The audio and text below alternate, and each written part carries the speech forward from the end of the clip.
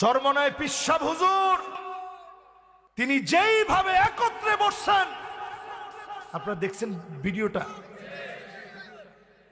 আমরা তো দেখছেন বাইরে থেকে, আমি অনেক কিছু দেখছি তাকায় তাকায়।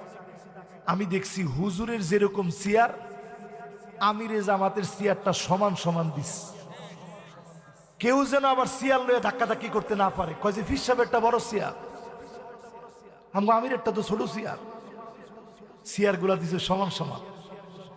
বসছে এমন ভাবে প্রধান অতিথি কে আর সভাপতি কে বুঝার যেন কোনো ভাও নাই। মাইক কয়টা এইদিকে কয়টা হেদিকে, বুঝার কোনো সিস্টেম নেই। জোরে কোন আল্লাহু আকবার। এই মাহফিল থেকে আজকে পরিষ্কার ভাবে বলি, আর কাদা সুরাসুরি নয়।